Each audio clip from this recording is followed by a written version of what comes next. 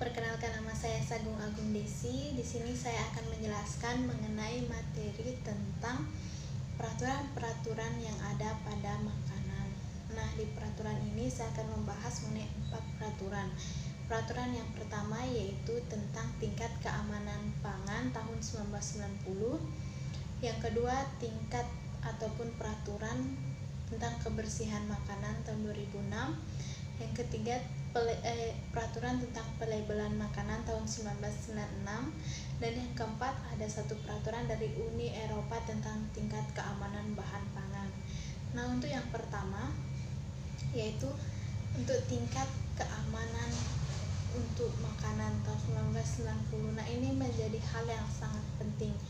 Makanan yang aman pasti akan menimbulkan keuntungan juga bagi diri kita sendiri. Nah, keamanan makanan ini perlu dijaga agar konsumen nantinya tidak mengalami infeksi atau cedera. Biasanya keamanan makanan itu diawasi ataupun bahan makanannya itu diawasi mulai dari bagaimana caranya bahan makanan itu ditumbuhkan oleh para petani. Ini diawasi oleh badan khusus. Nah, biasanya dari masa pertumbuhan itu tanaman akan dipanen. Nah, dari panennya biasanya akan benar-benar diawasi bagaimana cara panen yang baik, yang sesuai standar. Nah, yang kedua biasanya bagaimana bahan makanan itu didistribusikan. Nah, ini menjadi hal yang sangat penting. Kenapa? Karena makanan yang didistribusikan itu kan dia menggunakan sebuah alat atau mungkin menggunakan truk kontainer untuk membawa atau memindahkannya ke tempat produksi. Nah, di sini tuh kontainernya itu harus benar-benar diperhatikan suhunya ataupun bagaimana memperhatikan tentang kelembabannya, karena bisa saja bakteri akan mudah berpindah dari tempat yang kontainer tadi yang mungkin kurang dijaga kebersihannya, bisa berpindah ke bahan makanan. Nah, yang ketiga itu bagaimana cara pengolahannya. Nah, cara pengolahannya pun di sini harus benar-benar diperhatikan. Misalnya saja bahan makanan yang berasal dari petani tadi dibawa kontainer sampai di hotel ataupun di tempat makan itu harus dicuci terlebih dahulu dengan bersih agar tidak terjadi kontaminasi, dan dicucinya pun harus sesuai standar. Bagaimana cara penyimpanannya juga harus sesuai standar agar tidak cepat spoil. Itu baru yang peraturan kedua mengenai peraturan kebersihan pada makanan tahun 2006. Nah, pengaturan kebersihan ini pun juga harus sangat dijaga. Bagaimana caranya kita menjaga bahan makanan agar tidak terjadi kontaminasi, dan juga bagaimana agar makanan kita bersih. Jadi sudah pasti bahan yang bersih akan menghasilkan makanan yang bersih, kecuali kalau misalnya dia tekniknya ataupun dalam proses pembuatannya itu ada mengandung kontaminasi. Misalnya kontaminasi yang terjadi karena kontaminasi fisik, ada kayak bahan-bahan seperti rambut, pecahan kaca, pecahan kaleng, ataupun mungkin bahan-bahan lain kayak ada ulat ataupun ada hewan-hewan seperti lalat.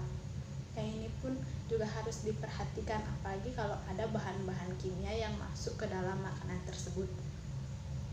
Nah, yang ketiga ada peraturan pelabelan 1996. Peraturan pelabelan ini sangat penting untuk diperhatikan, karena dengan memberi label ataupun memberi tanda pada makanan, Anda akan bisa mengetahui apakah makanan itu akan aman untuk kedepannya dikonsumsi atau tidak. Misalnya saja Anda membuka sebuah makanan kering seperti sereal. Jika setelah dibuka dan dipindahkan ke tempat yang baru dengan tidak menggunakan produk kemasan dari pabriknya, baru di wadah itu Anda harus isi label, karena itu bisa untuk menunjukkan atau merekam bagaimana dan berapa lama makanan itu sudah dibuka. Apakah jika misalnya sudah lama dibuka, apakah masih layak untuk dikonsumsi atau tidak. Dan juga ini bisa menjadi data Anda jika misalnya makanan Anda sudah tidak layak konsumsi atau misalnya masih bisa dikonsumsi, namun apakah datanya itu masih menurut data atau tanggalnya itu masih bisa dikonsumsi atau tidak. Nah, yang untuk keempat ada peraturan dari Uni Eropa tentang tingkat kebersihan bahan makanan. Nah, ini yang sudah dijelaskan di pertama untuk bagaimana cara menjaga agar makanan tersebut dapat aman.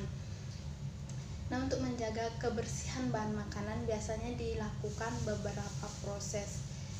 Kalau kita bicara dari proses penanaman, itu harus benar-benar dijaga agar bagaimana bahan makanan itu tidak terkontaminasi oleh bakteri. Misalnya saja dia terkontaminasi dari tanah ataupun terkontaminasi dari pupuk maupun air yang digunakan.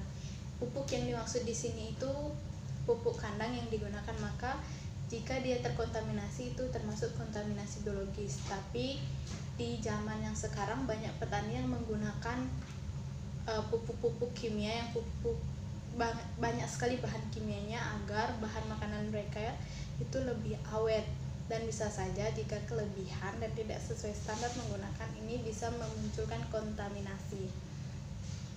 Nah, untuk bahan-bahan selanjutnya itu di proses pengolahan. Ini tuh harus benar-benar dicuci dan harus sesuai standar. Bahan-bahan seperti buah-buahan ataupun sayuran itu harus dicuci terlebih dahulu menggunakan XY12 jika ingin langsung memakan, karena ini merupakan standar di hotel, tetapi Anda tidak boleh sembarangan menggunakan XY12, harus juga mengikuti standar-standar yang ada. Selain itu, selain menjaga kebersihan bahan makanan, ada juga nih agar terhindar dari kontaminasi selain yang peraturan-peraturan tadi. Jadi kita juga harus menjaga bagaimana kebersihan personal dan juga menjaga kebersihan area sekitar agar makanan kita bisa aman dan juga terhindar dari kontaminasi. Baiklah, sekian materi dari saya. Terima kasih.